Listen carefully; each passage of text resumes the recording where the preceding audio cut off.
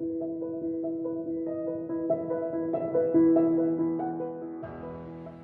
name is Aoife Brady. I'm the CEO of ICRAG, which is the Research Ireland Centre for Applied Geosciences. Welcome to this session. Our session is focused on building sustainable research partnerships. I think we all know that strong research partnerships are essential for tackling society's most complex challenges and issues, whether this is through international collaboration, interdisciplinary work, or connections across centres.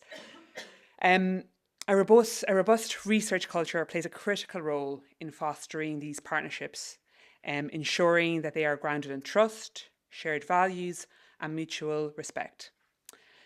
Ethics and integrity are also fundamental to building sustainable relationships, while research security is increasingly becoming more important, particularly in the international context, where sensitive data and intellectual property must be protected.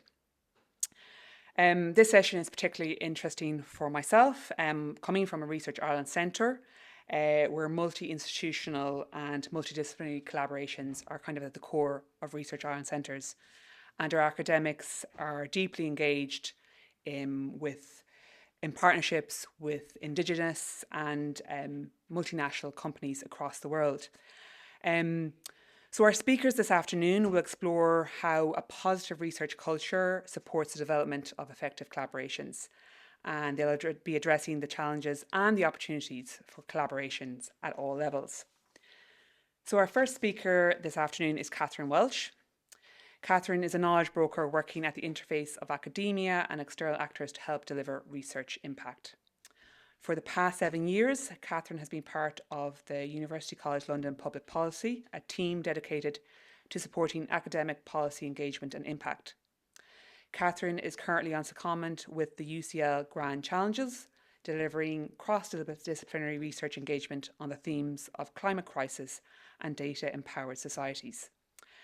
Katherine's presentation this afternoon will be on the root and the branch role of knowledge brokers in supporting research impact. So Katherine, the stage is yours. Hi, as you were just told, my name is Katherine Welch. I'm from UCL. Today, a bit of a mouthful, but I'm going to try and talk to you a bit about a role that many of you might identify with or identify colleagues as holding, and that's something we're starting to really term as knowledge brokers, quite a specific role within institutions, although still yet very ill-defined. I want to talk to you a bit about what we do, who we are, and why we add value, particularly when it comes to research impact.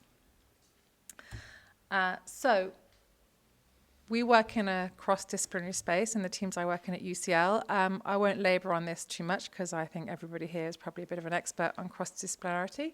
But what is it and why do we do it? Very briefly, it's a collaborative and system-based approach to research to bring disciplines together.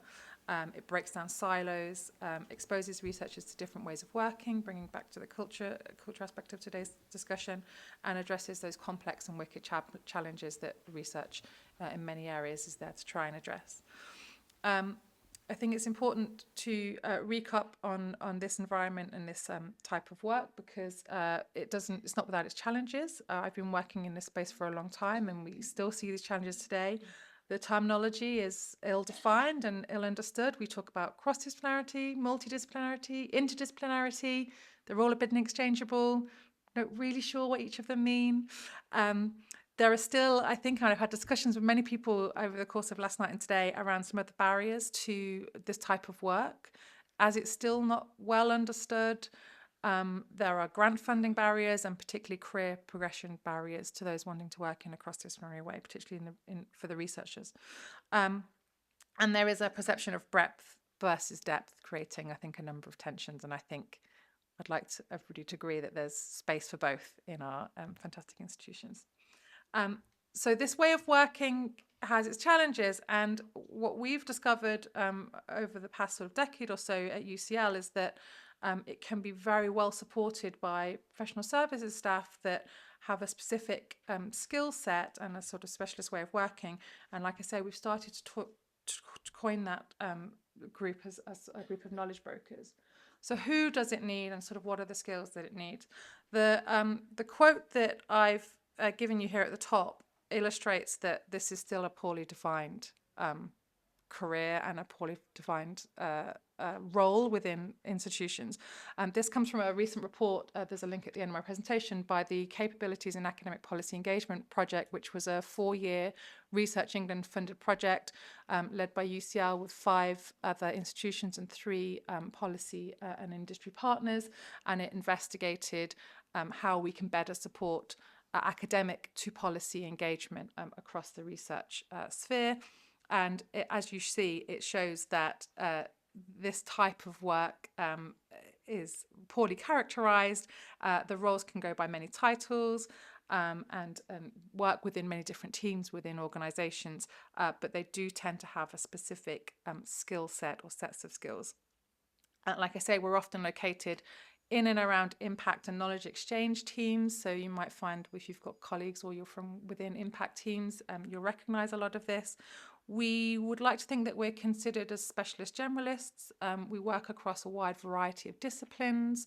Many, I don't myself, but many of my colleagues have very strong research backgrounds in their own rights. They have their doctorates and other research expertise.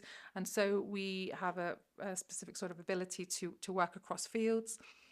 We're primarily found within professional services teams, and our work extends both back into the university in terms of enabling collaboration and interdisciplinary working within the institution, but also increasingly out from the institution in terms of building and fostering partnerships and engagement with a whole range of external actors. And so this we would consider to be a sort of root and branch approach to working. I'm going to lay heavy into this tree metaphor now, so hold on. So a root and branch way of working, both working back into the university and outwards. Let's maybe just take a quick look at some of the skills that requires and that are sort of critical to these types of roles. There's no way I'm going to touch on everything, but I hope some of what I touch on resonates with people in the room, and there are definitely more skills that I'm sure people could say that are critical that I've missed. So if we think about the supporting activity that knowledge mobilisers provide when we're thinking of collaboration back within the university, there's a whole range of important sort of interpersonal and collaboration building skills that I think these roles hold. We build researcher capacity in terms of translation, engagement, communication of research findings. We contribute to strategic academic activities.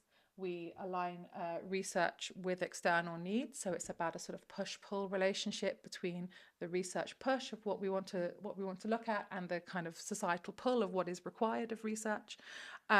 We do a lot of work to evaluate our own processes. This is a huge minefield that could be a whole presentation in itself around how difficult some of this is to do, but we definitely do a lot of work around evaluation and improvement of our own internal processes for collaboration and cross-disciplinary working, and we provide some of those critical project management type skills in order to allow this type of project work to take place. If we move then up to the canopy and think about the externally facing skills that a number of these roles require, they often mirror those internal skills, but they're slightly different. We, as well as building research capacity, are very much champions of research and of the research environment.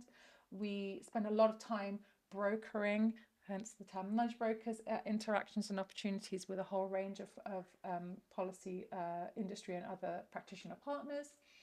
We build networks and communities, both for ourselves and for our research community. I think network building is a really critical part of the work that we undertake. We undertake knowledge synthesis. That comes back to that sort of specialist generalist, where we're able to do sort of horizon scanning, identify opportunities for really sort of interdisciplinary and cross-disciplinary working and building in different research skill sets, methodology and expertise in order to tackle some of these challenges. And we deliver outputs as, is kind of critical to the work. It's got to be useful and available to those that need it, particularly outside of the university ecosystem. I'll just quickly then run through a couple of examples of maybe putting some of these skills into practice and the ways that this has been done at UCL at different range of levels. The first is really an institutional example. Established in 2008, the Grand Challenges Programme is a team that I'm currently, as it said, on secondment with at the moment. We are a specialist team of professional services staff that support cross-disciplinary and interdisciplinary working within and beyond the university. The Grand Challenges was originally created as an opportunity to build cross-disciplinarity within UCL. We are one of the largest, if not the largest, multi-faculty university in the UK. We cover every discipline that you could think of. We have around 15,000 staff. We saw there was an opportunity to try and bring some of those different disciplines and domains together, both initially internally and within the university. Since 2022, the programme has undergone a bit of a transformation. We have become a core pillar of UCL's new strategic plan for 22 to 25, five-year plan. The university, I think, really sees the value of this type of way of working, and it's catalysed a step change in the way that the programme can be delivered. We now have a much larger funding pot that we're able to disseminate across the university, taking some of the activities we've done from very small seed scale funding to sort of priming level and trying to build the on-ramp for researchers up to large research council funding awards. And we have centered the program around 5 new themes, which try and address sort of global wicked problems and challenges. And we have expanded, I think, the work of the program, not just to look at challenge-led interdisciplinary research, but also thinking about teaching and how we can take the learning back into the operations of UCL. So there's definitely a remit around how we can, as an institution, learn from our own research and put some of what we preach into practice. And so primarily the programme really is there to offer funding, support and facilitation for challenge-led interdisciplinary type approaches to work. My second example is a sort of deep dive into an actual project. So within some of these big programmes that UCL offers, we not only facilitate and support our research community to undertake their own activities, but we also lead projects ourselves that really speak to external drivers and external demand.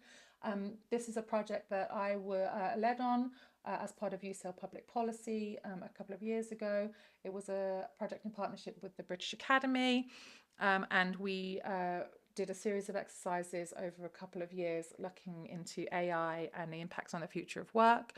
Given that we worked with the British Academy, we had a very people-centred approach and a sort of social sciences approach. We were interested in what this meant for equity and equality of work rather than what were the AI technologies that were going to sort of take all our jobs from us, but what it really meant for us. As a team across UCL, the British Academy, we had a number of other external stakeholders from the civil service and UK central government, from industry, including PricewaterhouseCoopers and Tech UK, and from other sort of university-related organisations. And we really took a problem-orientated approach in that we looked across government policy, where the gaps were, where the need for research input was. We had a lot of dialogue with those external stakeholders. We convened a number of sort of workshops and roundtables and activities. And in the end, we produced a range of, we'd hope, useful outputs for some of those partners that were involved. So we produced reports both for academia, industry and policy. Some of these, we had this idea of sort of like trading playing card type things that talked about the different, pros and cons of impacts, a podcast series, a whole range of different outputs that we think speaks to different audiences and really is around the different types of communication of when you're sort of communicating research findings and research impact. So why does this matter? Why do we matter as knowledge brokers? Why? I hope I'm preaching to the converted here, but if not, why is there value in keeping these roles afloat? I think fundamentally it comes back to one of the core pillars for any institution, which is around social impact and being societally engaged. We're not just about producing blue skies research and teaching, we're about being part of the communities that we're around and contributing to solving global challenges. So these programs provide additionality. They support impact. They provide ways of working that single disciplines alone cannot really address some of the challenges that we're looking into. And we feel that great acknowledgement and support of these roles will only help to enhance universities' impact, both on their local, national and global communities. Yet, the skills and competencies of these roles, as you've seen, they're quite varied, they're quite poorly understood, and they're really poorly defined. We're increasingly finding that career pathways and development opportunities remain limited. They always have been. Many of myself and my colleagues in these roles have sort of had to forge our own paths and identify opportunities and create opportunities to continue our work. And there's a challenge and growing skill set that I think is too much for individuals themselves to maintain. It would be great to see a move towards more team-based opportunities and cultures in this space. Often these are still very, very small teams. Grand Challenges, we're quite privileged in that we've had the university support and we're a growing team. Public policy is a team of 3 people, only one of which is a full FTE, and we support a university of 15,000 researchers. So, it's a very small resource for the very large remit. And so where next, I think, is the question. Hopefully I've demonstrated the value of some of these roles. As I say, it'd be really interesting to start to explore the idea of teams of knowledge brokers. I'm very aware that we work in financially constrained and challenging times across the sector, and these types of programs and roles are still considered as a nice to have rather than essential core business. So, that's I suppose front and center of most of our minds. Colleagues at UCL and a number of the institutions represented here are developing a community of practice around this space. I think it very much mirrors the All Ireland network. There's one that's more sort of being developed across the whole of the UK. I don't have the details, but I'm sure I can get them for anybody who's interested, and I think it's a really interesting growing space. Thank you for listening. My whistle-stop tour. I have put a few references of some interesting bits and pieces of information if you want to sort of explore the role and challenges of knowledge brokers a little bit more.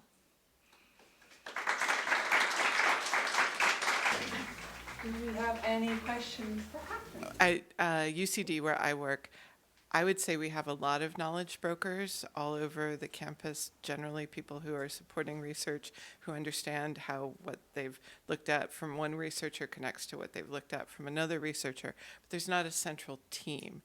What was the factor that motivated creating kind of something around knowledge brokers at UCL that doesn't seem to have happened elsewhere? I think that's a really interesting question. I think it was a bit of serendipity and a bit of sort of stroke of genius from our former vice provost at UCL. So the Grand Challenges was the brainchild of David Price, who was the vice provost for research at UCL for around a decade. It's a program that he spearheaded, and UCL Public Policy, where I substantively work, was developed at the same time, very much as a sister program, identifying that policy was a particular constituency that research needed to be engaging with and didn't have good practice in the ability to do so. And so I think the two programs kind of developed hand in hand. I think we've just been very fortunate to have that sort of single point of leadership that's allowed that to flourish over the past decade. And then once David stepped down, we had a new Vice Provost, Geraint Rees, come in, who again saw the vision and saw the value of it, and I think it's been picked up by the Provost as well. I think given that it's become a core pillar of the UCL strategic plan, also shows that the academic community see the value in it. I think there was a lot of consultation around that strategic plan, and a lot of the feedback from the academic community was, this is a valuable program, this is adding to our work, this is enabling, our research community. So I think it's a little bit, it needed the senior management buy-in and vision and that ability to make it happen. But the only way it's going to continue, I think, is that it's got the grassroots research community support and engagement as well.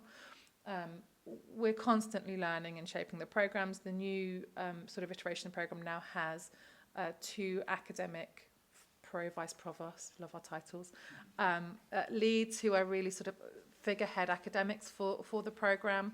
A previous program had a sort of small group of academics leading it, but it was entirely sort of voluntary. These are now appointed positions. They take FTE out of their substantive roles. You know, they're really understood to be a position that the university is investing in, rather than this being that voluntary add-on, isn't it nice to do kind of opportunity. So I think it needs both the top and the bottom.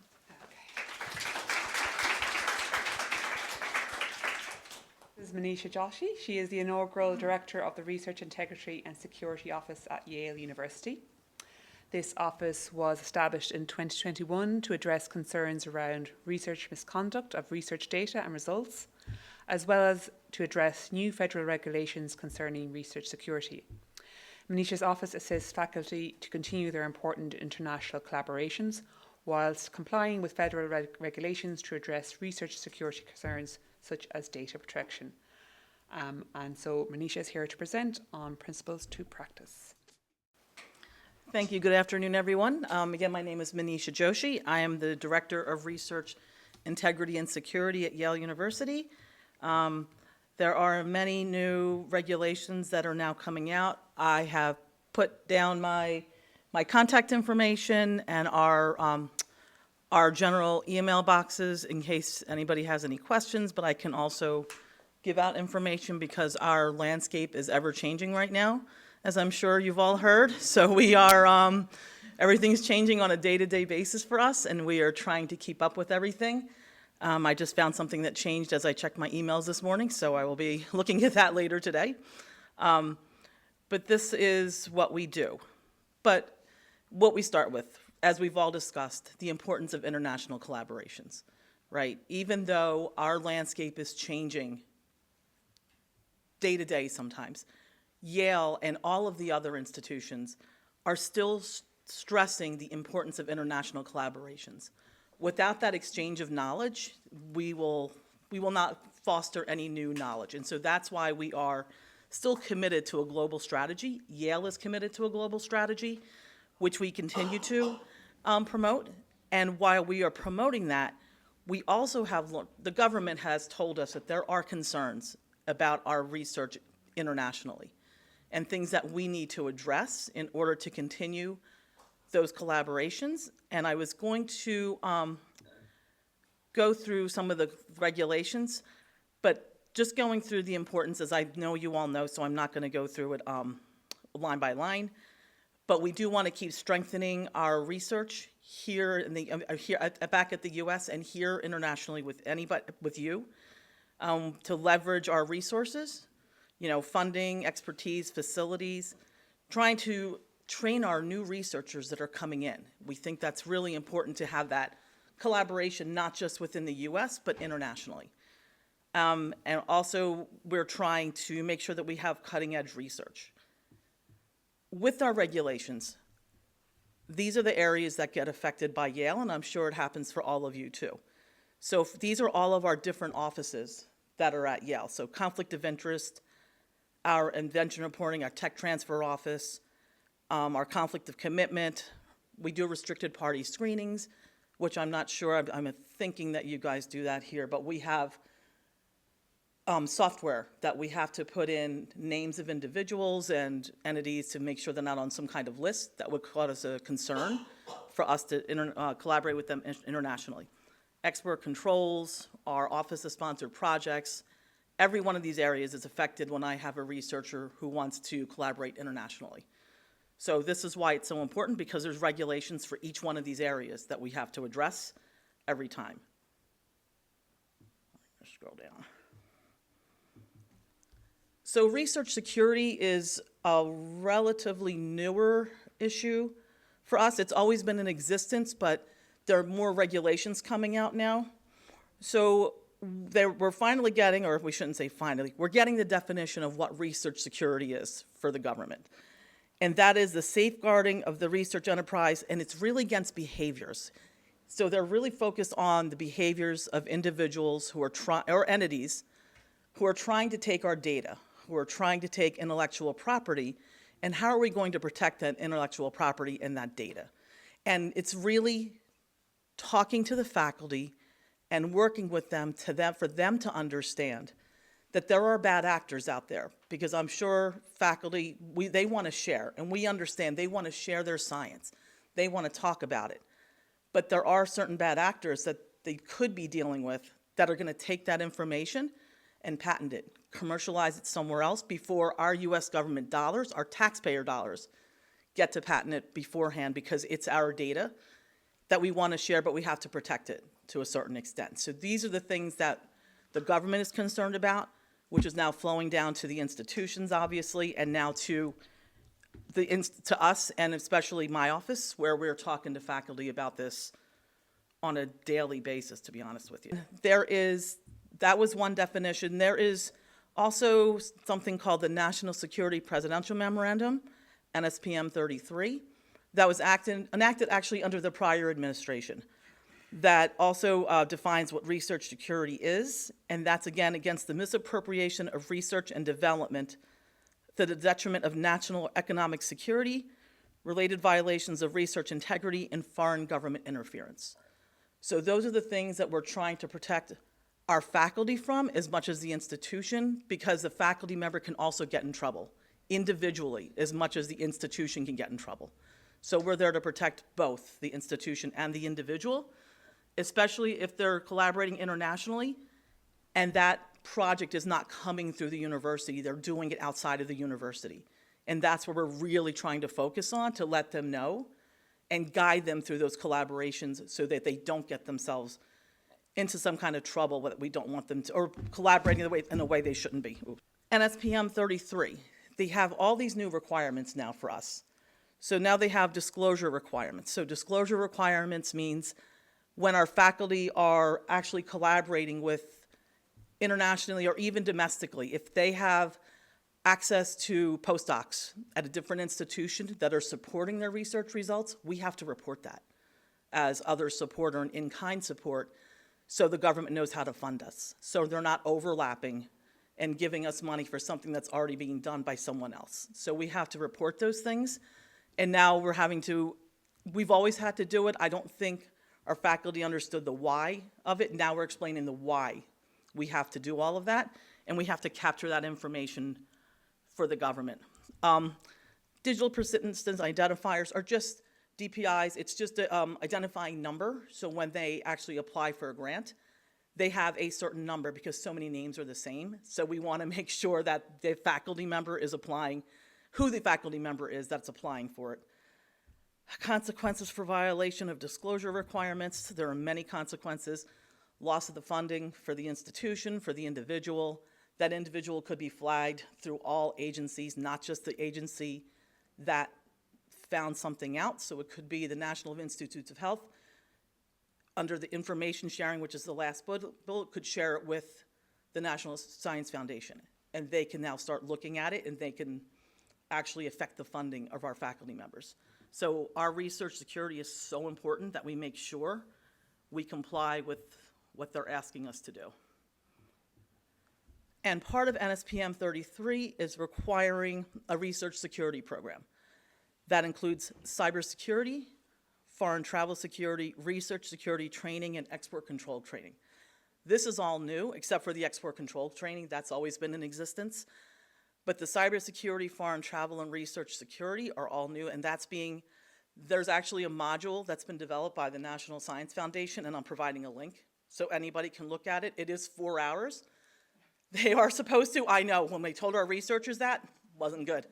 But we reduced it to 1.5 hours. And we actually are going to reduce it again because I watched it, and it's a lot. It's a lot for 4 hours to sit and watch all of that.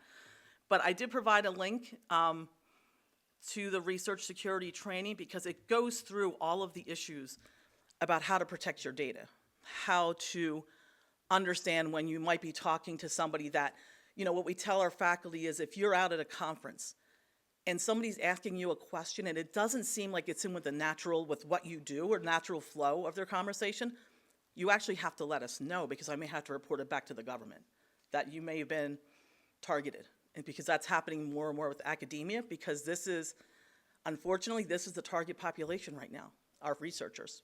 Because our researchers talk freely, and a lot of the information and data that comes out is being used. So that's what we're trying to be very careful of. And it's very difficult with academic freedom versus what the government wants us to do. So we're trying to balance that out and saying, please do your research, but please talk to us too, so we can ensure that you're not talking about issues or not working with somebody that you shouldn't be working with, or at least let us mitigate that risk so you can better understand the risk to you and to the institution as well. Because one of the biggest things is that we could lose our federal funding. And that's, obviously, you see that's happening. Again, this is another a law, National Defense Authorization Act of 2021. And again, this requires disclosure to agencies about all kinds of, like, what the amount and type and source of current and pending support.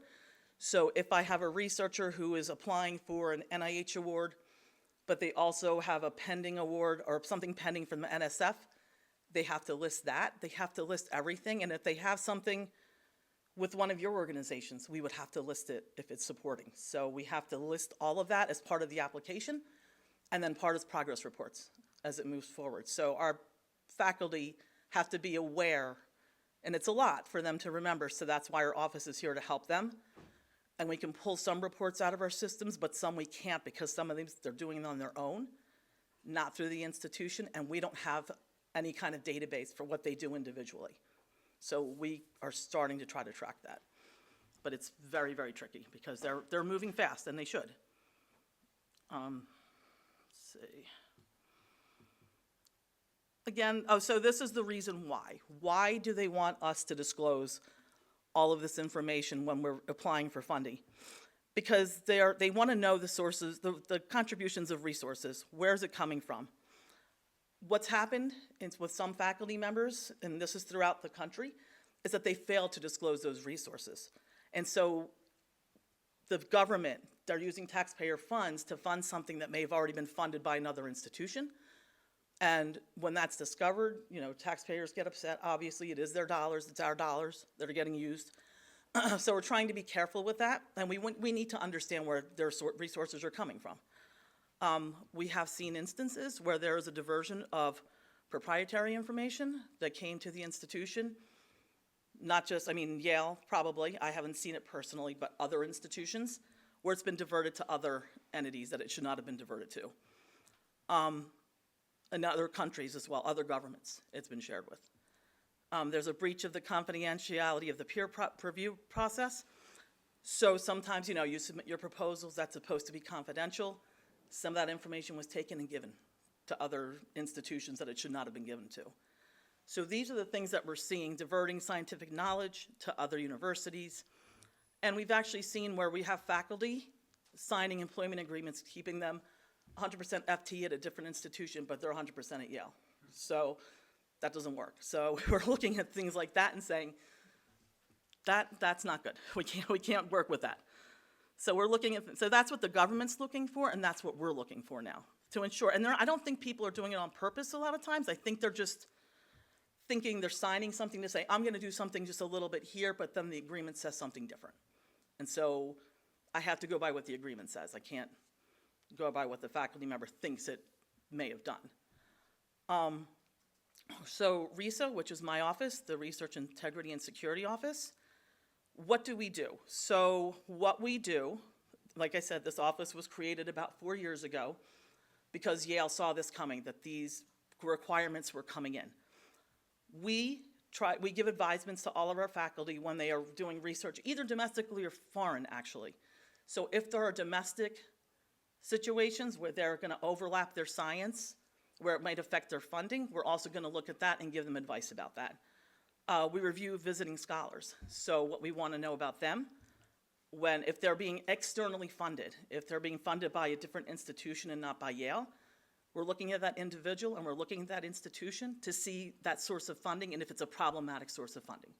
Because there are sources of funding that are problematic for the government, where their sole goal is to actually take our property, our intellectual property, our data. So we're looking at things like that. And then we don't say no, but we advise the faculty member that if you have this person in your lab, you're going to have to be very careful about what you're exposing them to. Because if it's something sensitive, you might want to be careful how you're, and it's hard because they're doing their research and there's so much going on. We just give the advisement. And then if they really want them there, we try to work through it with them, but we also get other faculty members involved to see how they can actually manage that because it's very tricky. We want the visiting scholars to learn, but we also don't want them taking our information back to a different country and doing something with it that they shouldn't be doing with. Our restricted third-party screenings. We do the research security, and again, we got it down to an hour and a half. We're happy about that. The disclosure requirements. Some of the other things we're seeing now. So what the agencies are doing, some of them, they're looking at our faculty's publications. And they're looking to see who they're collaborating with, and if they see an individual or an entity that's a concern for them, they reach out to us and say, we have a concern, we need you to put together a risk mitigation plan for your faculty member for this award. Which means I then have to sit with the faculty member, figure out who they're collaborating with, what it was in the past, what is it now, and try to mitigate that risk so we can get that award. So that's becoming very tricky, but that's what my office does. So in the instances, I'm sure all of you know, we have postdocs that come to Yale. They leave, they go back to their institution. They're still collaborating or they're finishing up research, they're publishing.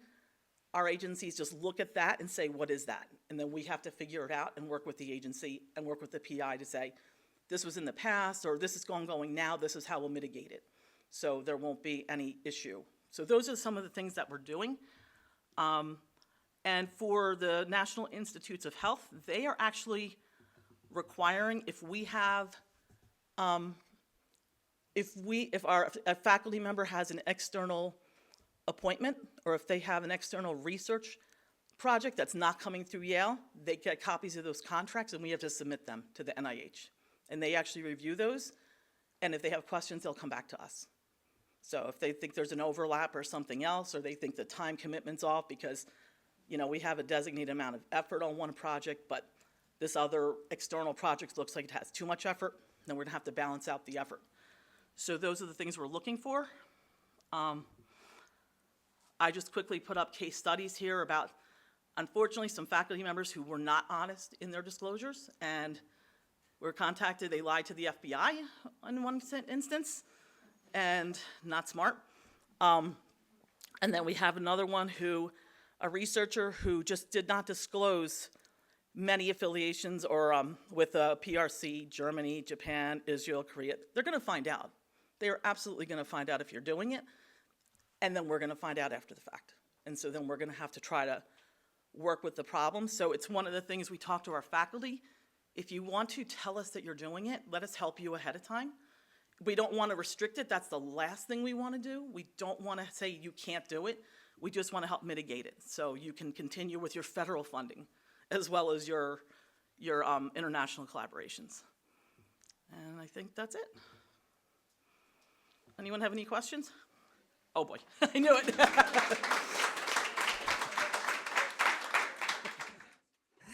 Thank you. That was really interesting. So in the UK, we have our own research security framework, Trusted Research, which I'm sure you're familiar with. And obviously, there are a lot of similarities, but there are a lot of differences with the US system. And when we work with our US collaborators, it's quite a challenge for us to meet some of the requirements that are very US centric. That's been, to this point, relatively easy, or not easy, but we've been able to mitigate that because we often work with US partner institutions, Sure. like Yale or others. However, 10 days ago, NIH came out with the new mandate that there would be no foreign sub-awards. Yes. So now we have to figure out how we, as foreign institutions, adhere to all of those requirements that our partners helped us with in the past. But if we're to be a partner any longer, we have to be in the position to take a direct award from NIH. Right. assuming that's where it ends up, because obviously we're all paused at this point. Yeah. So I suppose my question is, do you have any advice for us as foreign institutions, how we're going to navigate this very complex US research security space sitting across the Atlantic? It's a great question. I'm not sure. I'm happy to talk to you. I mean, as of today, I don't know. That's the first I'm hearing. That makes sense that you would be a direct awardee, but how to stand up your own. But if you're under 50 million, that's not a requirement, right? Under 50 million US dollars, at least for now, as of today. Let me quote the date and time as of today. I'm sure, you know, there are other institutions who share their research security training. I mean, we haven't talked about it yet at Yale, but I'm sure, you know, if I talk to leadership, we could share things like that. So it's not something you would have to reinvent the wheel. So you can say your researchers have taken the training, things like that. Besides that, I'm not sure. And I'm sorry, it's just such a difficult, it's just changing. And I don't know. I apologize.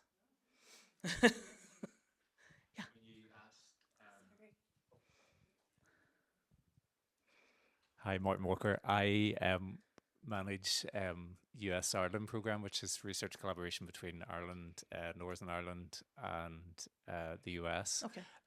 So, in terms of you mentioned federal requirements around, you know, PhD students and PDRAs, etc. Does that apply to any of the international partners as well? Then, you know, so could it? So the requirements, no, that's the federal requirements. We still look, to be honest with you, but we're not, it's Yeah. not going to be at the same level that we have to do for the federal funding. But we look, but you know, I know that the collaboration's there, so it's well known. And does it tend to be? Are there kind of flags? Are the flags based on behaviors, or are they based on kind of nationality or? Both. So our regulations have 4 countries of concern that are named. Okay. So if one of those 4 countries of concern and there are entities or individuals from those countries, that is going to raise a red flag for the government. And that's honestly where I'm going to really be looking. And so right now it's subject to change. It's Russia, North Korea, Iran, and China. So if I have something going on with those 4 countries and I have a researcher coming to me, I'm going to look at those to ensure that it's not funding from an entity that's on a debarred list for us that they can't work with, or they have certain programs at their institutions that are problematic for us. But those are becoming harder to detect because as soon as we put out regulations and say these are the issues and this is what we're concerned with, they change it, right? And so then we have to try to figure out, because they'll change the wording. And then because a talents program is a problem for us. And so then they change the word talents to something else, but it's still the heart of what it is. And so it's just us scrambling to figure out what they're doing.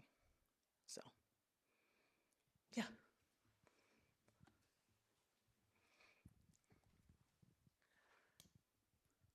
Hi, Maneesha. Thanks Hi. a million. I just want to talk about the rollout of the online module. What's been your experience of that? And is there capacity on top of that to do any kind of blended elements that will be complementary to that in terms of engaging the research community? That's a good question. So right now, the research security training is only required to be taken by certain individuals. They're called covered individuals. So it's really the people who are performing the research. It's a broad definition because before it was just, you know, your PI, your co-PI, senior key personnel. Now it's defined as it could be anyone. So the agency might tell us there's a graduate student. I actually have one now where a graduate student is considered a covered individual and they have to now take the research security training and actually have to follow a risk mitigation plan I put into place, which also requires them to report their travel back and forth to their country, personal or business. And that's a heavy lift, right? Because I don't track when people travel personally. But in this instance, I have to now, and I have to report it to the agency before they even travel. So, and to blend it, yeah, there's a talk about that. I think the 1.5 hour program really helped, to be honest with you, when we said you don't have to do the 4 hour. we would like to blend it, but I think we're hesitant to do something now because it keeps changing. And we have the training, but it's not, all the agencies have not finalized their requirements. So this might change again, which means that I have to change the training again. So we're kind of waiting to see where they all land, and we are praying they all harmonize. So I don't have different agencies saying, you have to do this and you have to, if I have 10 training programs, we already said there's researchers fatigue, right? There's fatigue of having to take all of these trainings. So we have been really working with the agencies to please, please, please harmonize this for us. So that way we can also talk to the faculty. Because if I say you have an NIH award, but you have to do this, and you have a DOE award, but you have to do that, they're not going to remember. And right, I mean, understandably, not, you know, so yeah, we're trying. But we would like to do that. We'd like to go in person and blend it so they could have us as an audience rather than watching a video. So, anyone else? Oh, okay. Sorry. I two observations, if I may. One is I note how employment conditions have been conflated in with security concerns, which to Europeanize is a very odd way of regulating this space. Yeah.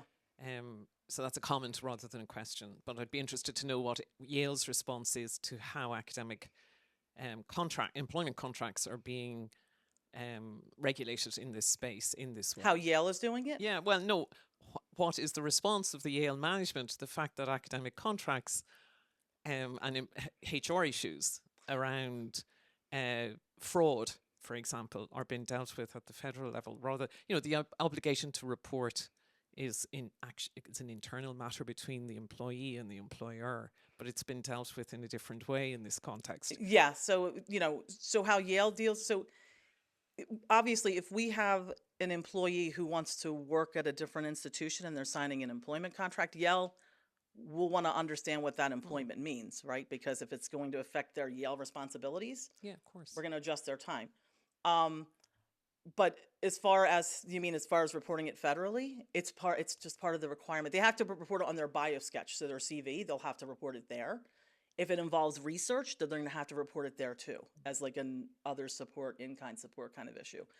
It's tricky. I think we're just, we're supporting the regulations, and we have to comply with what we have to comply with. So. And the other comment then is, how have academics responded to this? We have a minute for that. Okay.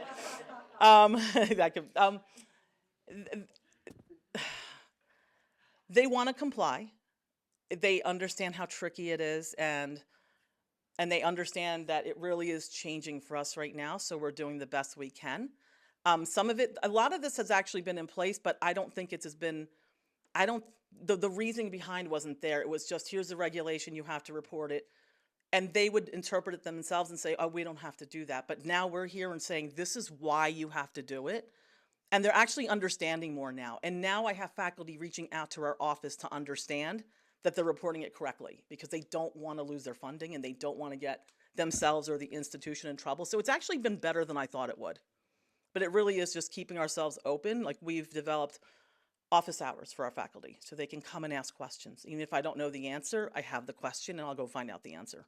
So we're trying to make it as user-friendly as possible.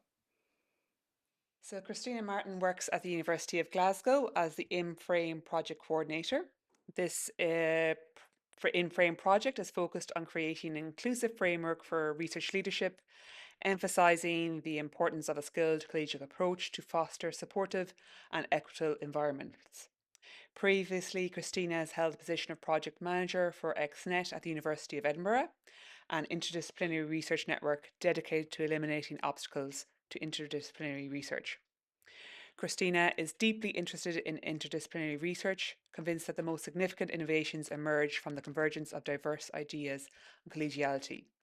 Additionally, she is an advocate for improving research culture, leading to better working conditions that enable researchers to thrive. So, Cristina, the floor is yours. Thank you very much. Well, first, I would like to thank you the invitation, Colin, Ruth, thank you for inviting XNet to present the results of our research. So, I'm going to talk about interdisciplinary research, and first, before showing you some of our results, I'd like to highlight the importance of interdisciplinarity. Before, Catherine mentioned that in her presentation, and even Maneesha talked about the importance of collaboration.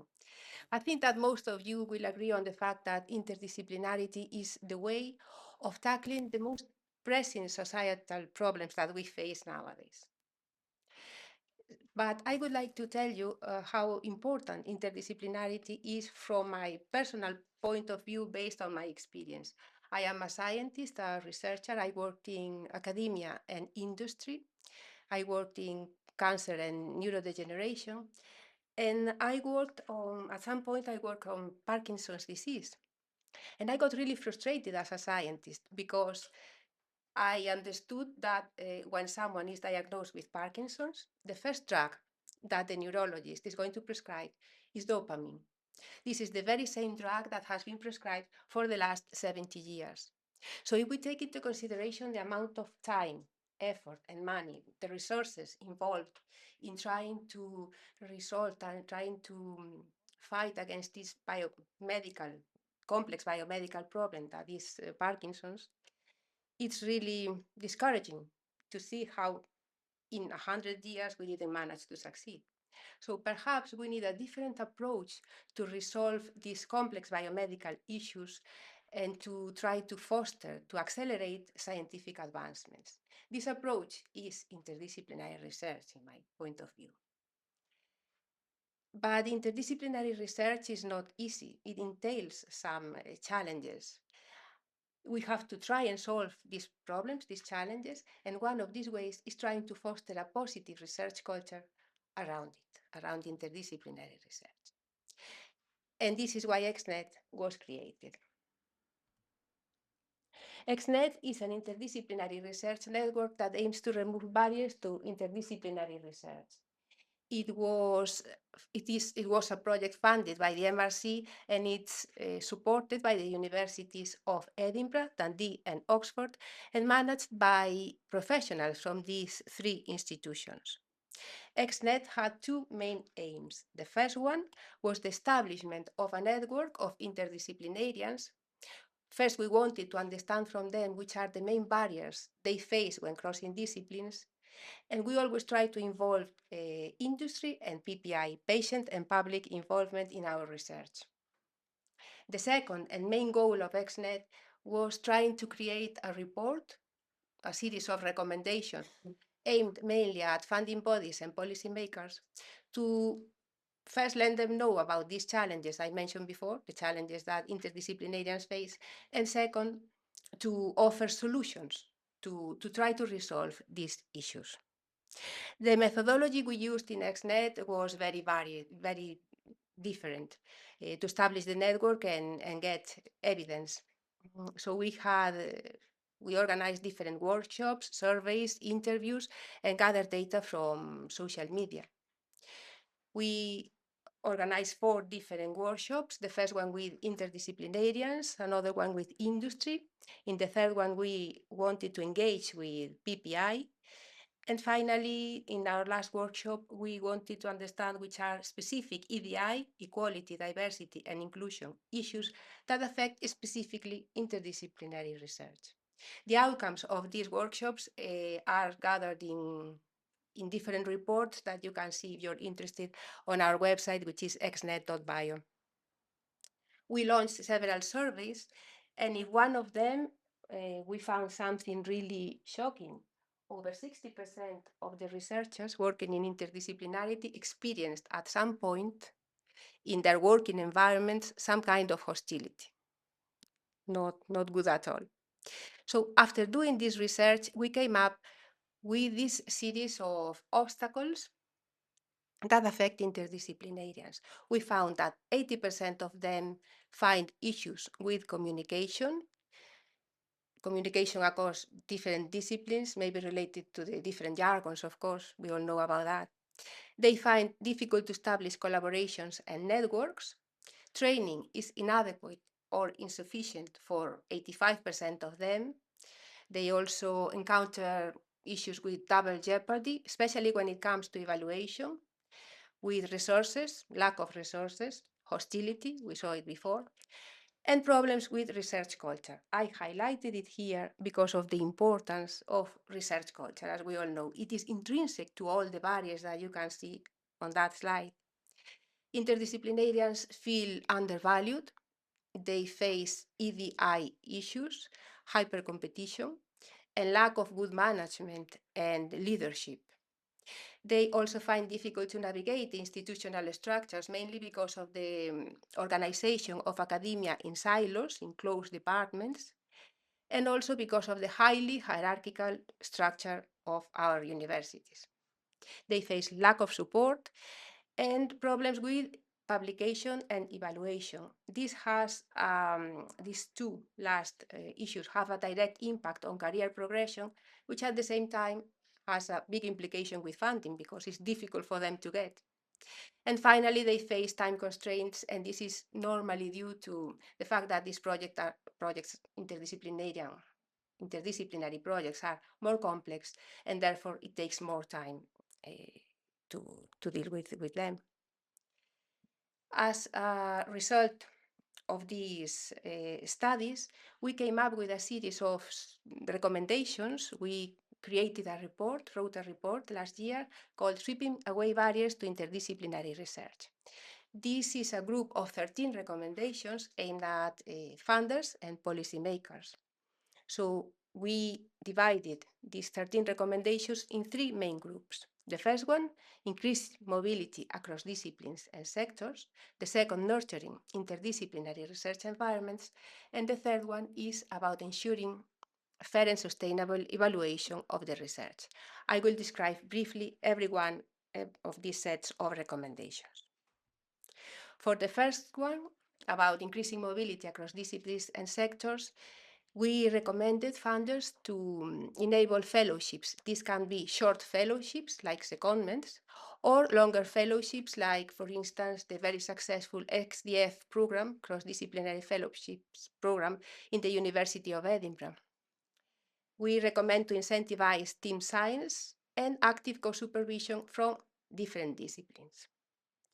The second group of recommendation about nurturing environments, again across disciplines and sectors.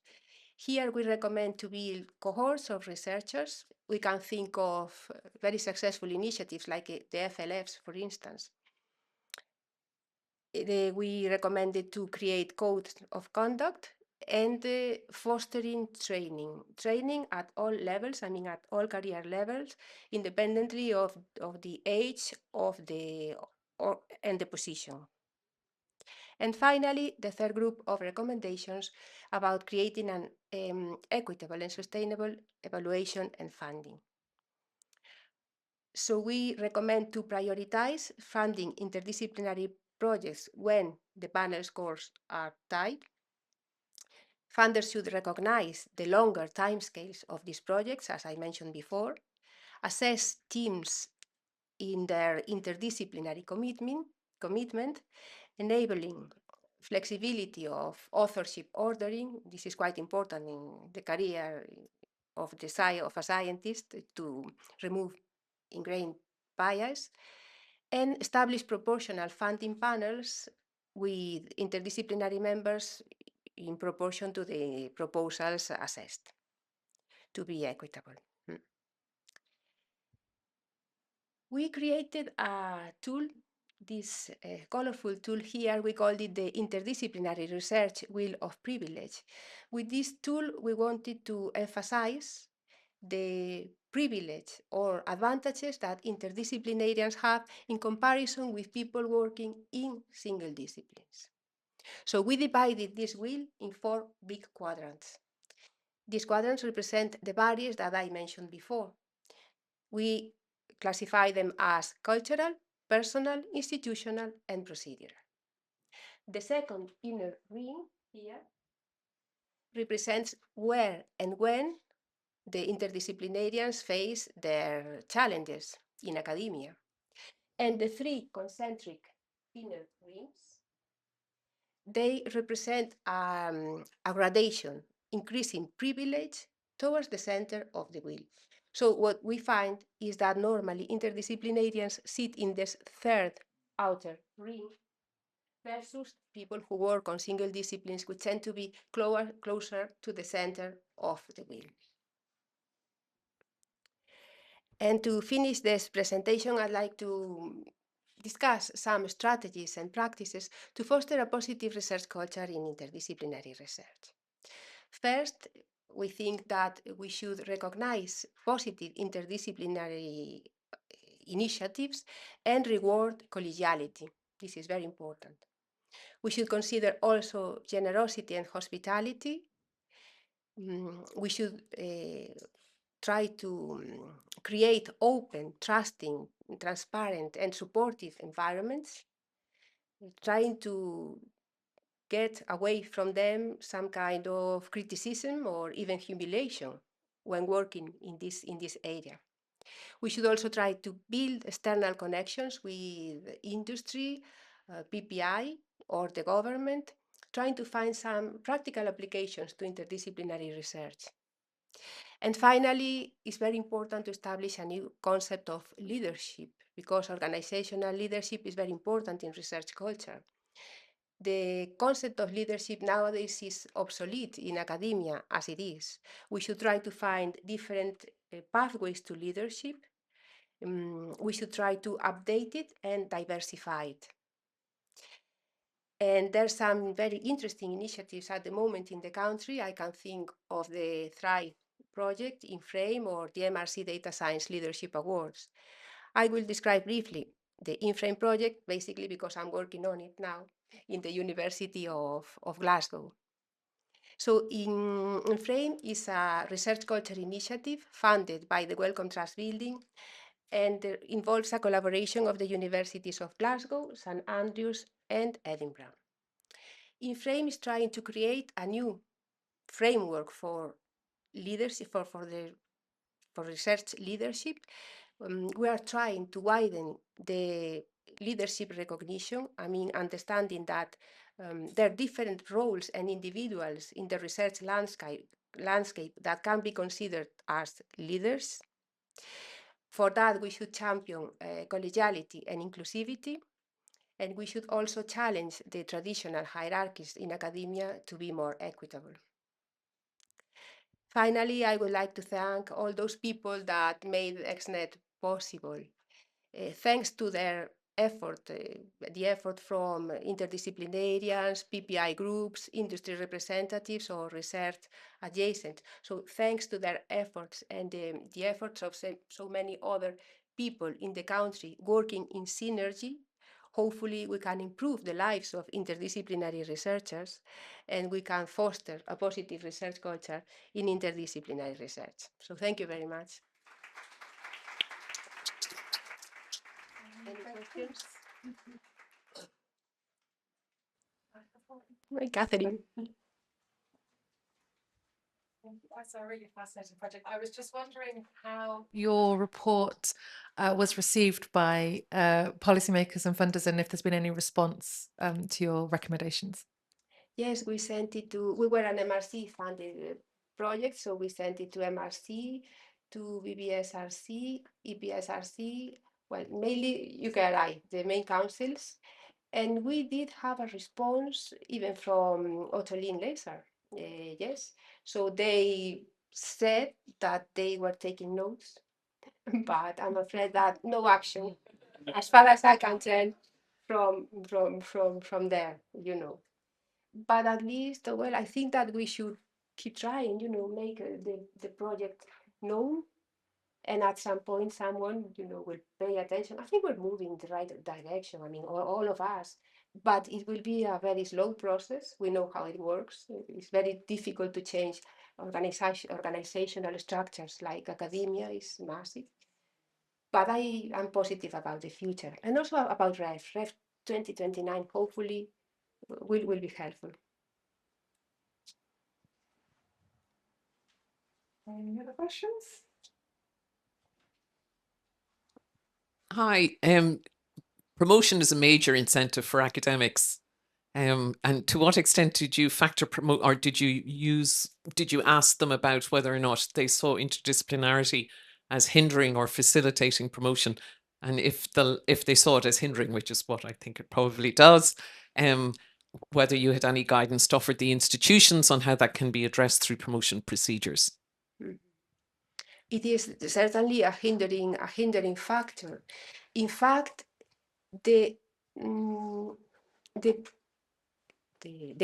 group of academics that are actually safe in doing interdisciplinary research is those ones who are well established.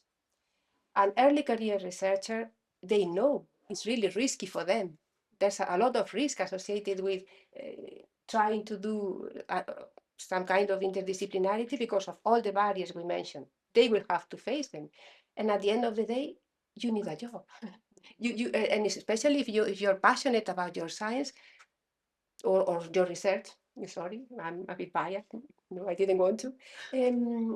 But it's really dramatic that you can't really do interdisciplinarity in many instances because you'll never be. It's not only about being promoted; it's about having a space in where to work. Yeah. I think.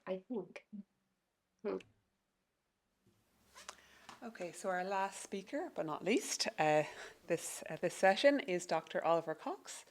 Oliver is the head of academic partnerships at the Victoria and Albert Museum, where he's responsible for building a global network of higher education partners to support the V&A's mission to champion design and creativity in all its forms, advance cultural knowledge, and inspire makers, creators, and innovators everywhere. Oliver is also the director of the Collaborative Doctoral Partnership Consortium, a group of 15 cultural and heritage organisations across the UK who are in the receipt of funding by the Arts and Humanities Research Council to enable approximately 50 funded PhD projects per year. So, Oliver, over to you.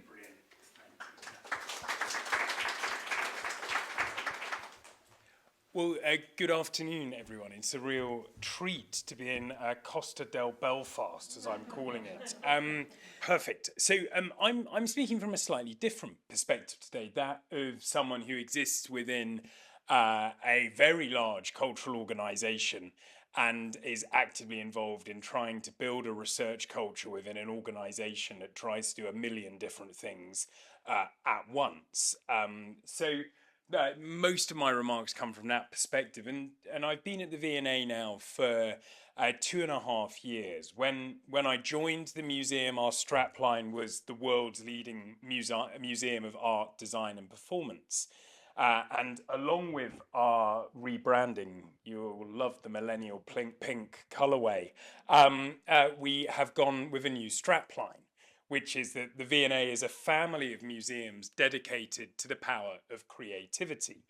So there are a couple of changes there that I think are worth reflecting on. One, we are in a programme of a moment, actually, of generational transformation. We are going from one single site in South Kensington, where we've been since the 1860s, into a 6-site museum spread across 4 different venues in London, one in Wedgwood, V&A Wedgwood collection in Stoke-on-Trent, and then we have a very close relationship with colleagues north of the border in Scotland at V&A Dundee.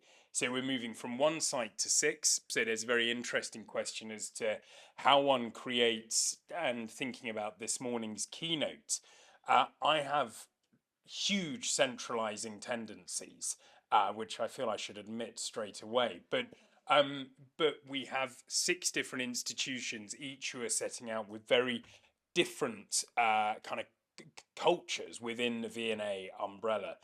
Young V&A, for example, are award-winning. It won Art Fund Museum of the Year last year. Museum in East London is dedicated to childhood creativity. So its target audience is 0 to 12. Adults are allowed, but you know it's really aiming for Generation A. And that organisation has a very particular type of culture, kind of corporate culture. And that's also replicated in our new sites, one of which opens in 2 weeks' time in East London, V&A East Storehouse, which is a radical reimagining of what it means to open a collection store to the public. You will see all sorts about it in the media over the next couple of weeks, and please do come and see us. So I suppose that the vantage point I'm speaking from is someone that is trying to emphasize the importance of research, but from within a context that is certainly not as fast moving as it is in the US. But we are trying to do many different things with many different audiences across a range of different sites. And really building on our first presentation in today's session, I want to kind of reflect on perhaps some of the key tools at our disposal within both within the museum sector, but more widely, to create really sustainable long-term collaborations between the kind of subject specialist expertise that exists within the museum context, and to buttress that with expertise sourced from outside, from academia, but also increasingly from our audiences and our public. So that kind of community collaboration, co-design, co-curation, all of the co's are big buzzwords in our sector at the moment. Now, just to set that context again, I think the view from the museum, and oftentimes we find ourselves having to sell the importance of research to other parts of the organisation. And one of the ways in which we need to do that is to sell research as content. This is really remarkable, compelling content that connects with our audiences. Content is the tool that organisations can use to differentiate themselves. And really what we do when we're at our absolute best is create something I like to call AAA content. So that's accurate, it's authentic, and it's accessible. So this is research that can be, that's rooted in the best possible scholarship. It engages with all of the key stakeholders, but importantly, it is presented in a way that meets our audience halfway, or meets our audience where they are. Because people come to our sites with a huge range of different educational backgrounds, in a huge range of frames of mind, to be honest. Some people are coming for a coffee, other people are coming because we've got this really great pond in the middle of the museum that basically doubles up as a paddling pool in the summer with kids.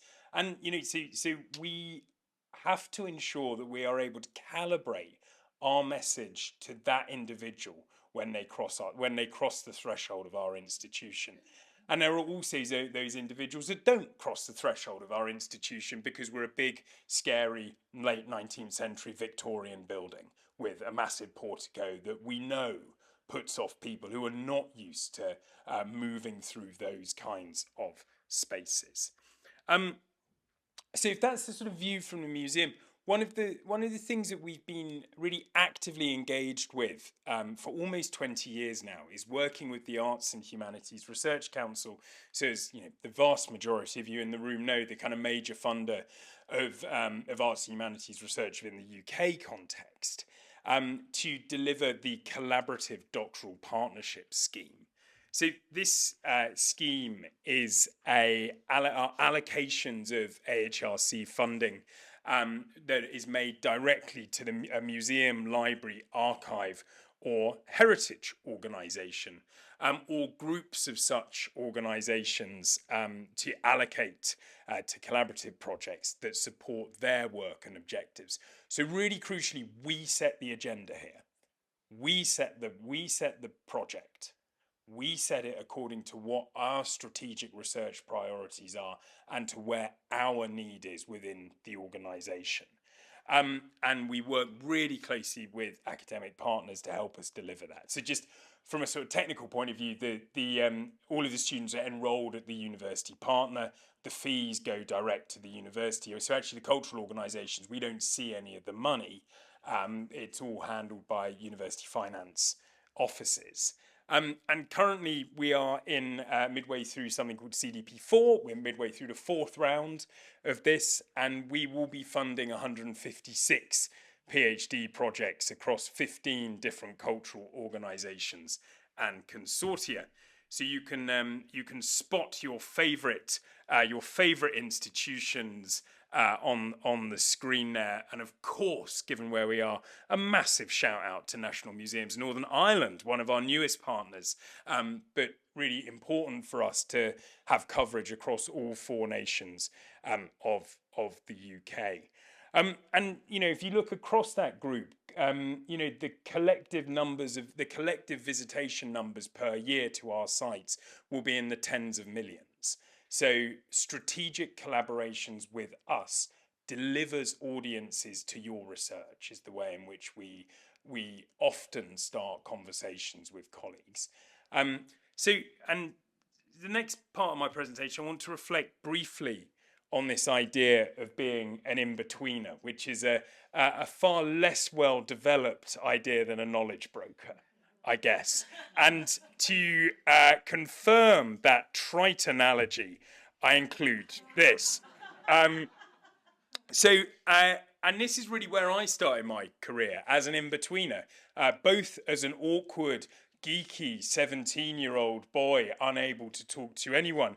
It's amazing what doing 10 years of tertiary education will do, right? But also, I started my career in one of these knowledge brokering roles, creating something called the Thames Valley Country House Partnership out of the University of Oxford, which was a knowledge exchange initiative funded by Oxford back in 2013, when the institution had no idea, certainly in arts and humanities, what the hell knowledge exchange could be. So the pitch here, again, was we have a huge, we've got really significant numbers of visitors on our doorstep across, within the country house context, and we are simply not connecting with them. But in order to connect with those audiences, we need to connect with the institutions and the sites that they are visiting with. And we need to really understand what the motivations, desires, and interests of those sites are before we start foisting our own organisational imperatives upon them. So trying to turn that into some form of framework, I guess this is where we sort of got to, is that sitting in the middle, often what I found I was peddling as some kind of market stall trader of expertise was, on the one hand, we were selling period or sort of site-specific expertise. The what? What is this thing? How did it get here? Why is it interesting? Or on the other hand, we were selling, hows, the methodological insights. How might I go about researching this object within an expanded frame of reference that tracks its flows across multiple nations during the 18th century, for example? But the only way we could get to those conversations was by learning how to speak the client's language, or our partner organisation's language. And you'll note I slipped into client there. But I think that's again, partly, and just riffing off the first conversation, really the skills in these brokering roles is you need to adapt your language, your frame of reference for the audience that you're speaking to at that particular moment in time. So the other way in which I like to think about the role of the broker or the in-betweener is that what we do is we craft the scaffolding for collaboration. And I couldn't resist being in All Ireland to include a Seamus Heaney poem. His poem Scaffolding, which if any of you got married in the last 5 years will know is a real favourite when it comes to the old wedding speech. So much so I had it at mine. But I suppose the phrase that I really feel emphasises or characterises the role that we as brokers play is in that third line, in that third line of the poem, to make sure that planks won't slip at busy joints. And just to give you a sense, the V&A have been making sure planks don't slip at busy joints since 1861. There's a fantastically top-hatted builder constructing the museum. So how do we make sure those planks don't slip at busy joints? I think there are two key skills that we need to deploy.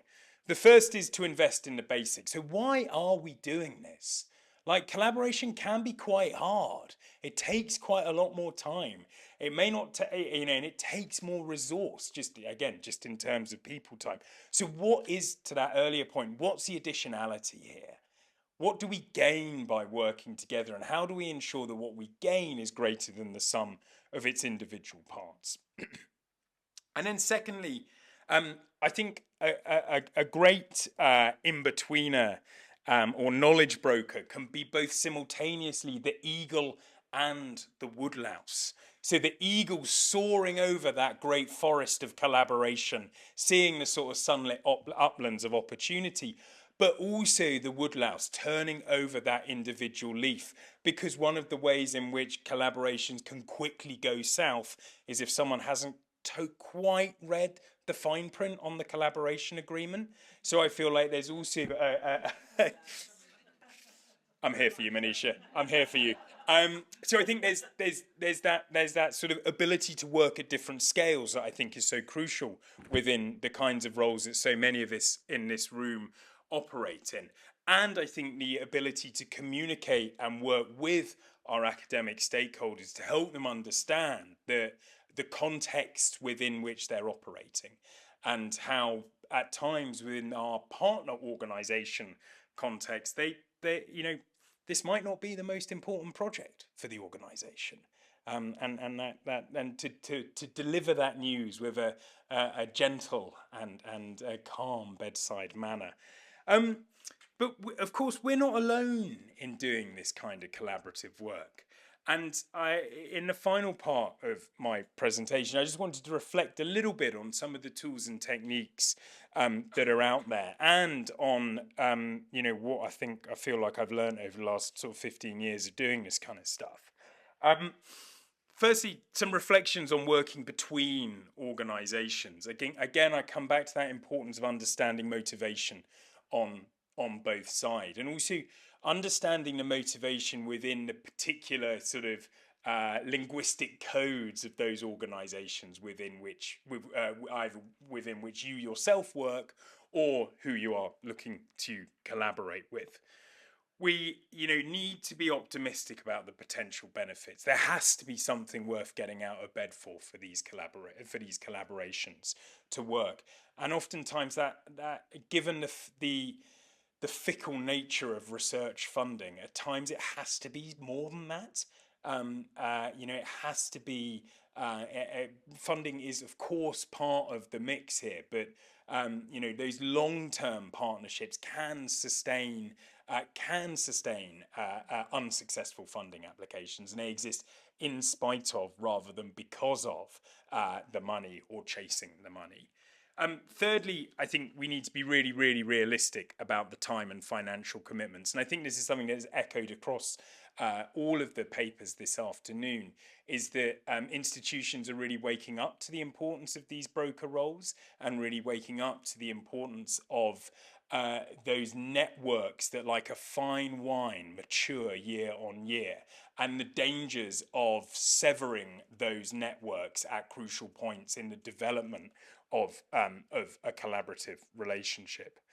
And then fourthly, I think for me, having jumped from the university sector into the museum sector, it's been really interesting to think about the position of research within cultural and heritage organisations. A lot of the times I wish it was higher up the priority list than it actually is. But one of my jobs within the organisation is to find the language to act as an ambassador for the catalytic potential of research within our organisation, and the fact that so many different job families within the V&A, as a case in point, are doing research. They may just not think of it in that way.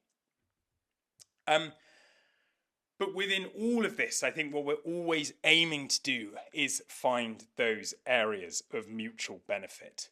But to be successful in that kind of role, in partnerships, and I think for long-term partnerships to be successful, I think you need two key roles.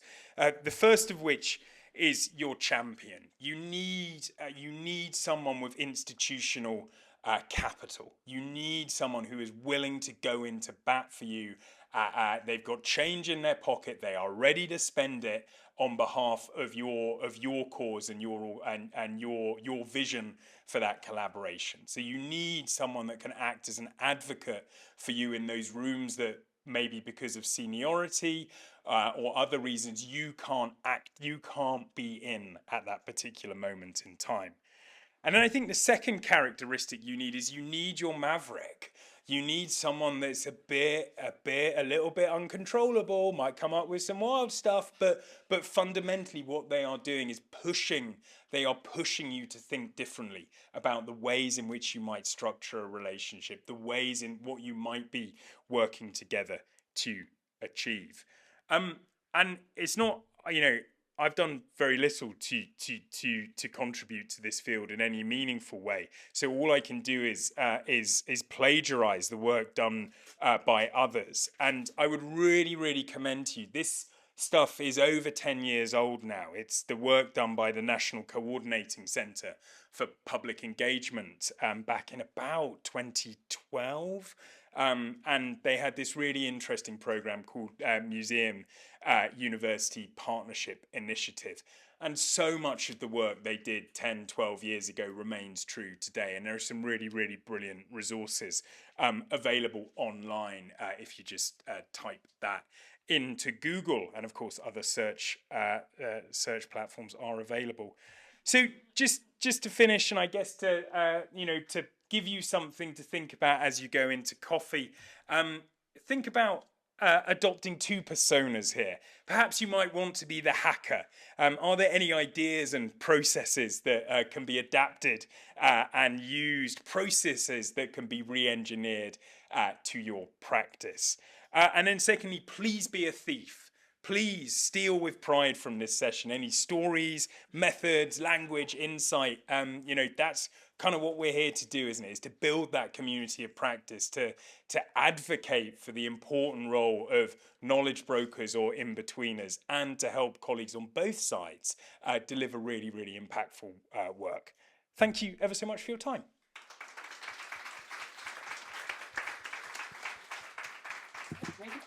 Yeah. Oh, yes. And before we let Oliver go, any questions? Yeah. There we go. Hello. So I'm going to be stealing with pride the two new terms that I've come across today. I've often referred to myself as a translator between different groups of people. So now I have an official title that I can take back to my organisation. Thank you. Brilliant. Any more questions? Great. Oh, I think there's one back there. Hi, I'm just really keen just to find out a bit more about the collaborative doctoral programs, and are they still being funded through the Arts and Humanities Research Council, and how have they worked out? Is there anyone else who's funding these type of partnerships? I think it's quite a nice scheme. It's a really timely question, because the call for the next round of these schemes is currently live on the UKRI website. The deadline is November, and they are being rebranded the Collaborative Doctoral Landscape Awards, and we've been told very firmly by AHRC that no acronyms allowed, so I have to say it the whole way through every single time. To be eligible to apply, you have to be a non-HEI with with demonstrable capability or potential to sort of basically host PhD researchers and to lead sort of PhD research projects. So there's more information available on the UKR website. There'll be funding. We imagine probably about 50 a year still. From 2027 onwards. Can I just ask one other question on that then? Do you have to have, because you're not an academic institution, so do you have to line up with academic partners, or do you award your own PhDs, or how does it work?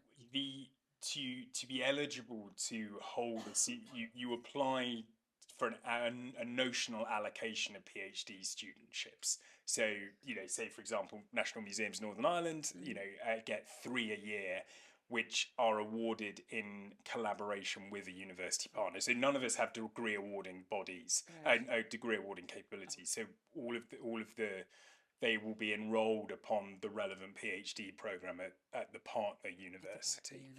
Yeah. Okay, thank you. Hi, I was really interested in what you're talking about, the readiness for some of the organisations to collaborate. I'm with Health Research Charities Ireland, so we represent charities working in health research in Ireland, and a lot of them will be hoping to collaborate with academic institutions. But one of the things we've come across that can be an issue is the readiness for those organisations to collaborate, and the different expectations and the different constraints that can sometimes clash with each other. So I was just wondering, kind of, have you done any work in terms of readying the V&A and being research ready, and how have you kind of looked at what needs to be in place for successful collaborations? So with my V&A hat on, I think we're in a slightly better position than most because our curatorial, and I'm not saying that research only happens in the curatorial line, but our curatorial line is bigger than most organisations still. I think where we struggle there is around that kind of the loading ramp, or that nice phrase earlier, Catherine, about how we get people on the track to the bigger research grants. What we really struggle with is to find, I know it sounds stupid, is to find like 50 quid of ready cash to get someone to go and have a conversation in person. Because in the museum it seems not that it's easy to get 10 grand, but it's one of those weird things where it seems easier to get a large sum of money than just some petty cash without having to fill in a load of bloody forms. So you just want to see, what we really struggle with is that early stage kind of risk-taking thing where it's like, we just need a couple of, a bit of money to send someone on a train to go and have an in-person conversation, and to not be too agonized about what the outcomes might be about it, and not to ask curators or other colleagues to front that up out of their own pocket and expect to be reimbursed later on. I think so I think that's a little thing that we're trying to do. And then just finally, with regards to the collaborative doctoral partnership scheme, I think, with our coordination role, we're acutely conscious that this is the first round. As Sarah said, we've got colleagues from Portsmouth, but we've also got colleagues from the East of England Consortium. So that's Ipswich and Peterborough and Norwich Museum Services, who again are small organisation with really significant collections. So trying to learn from them over this iteration, and then provide guidance for new starters, I guess. Thank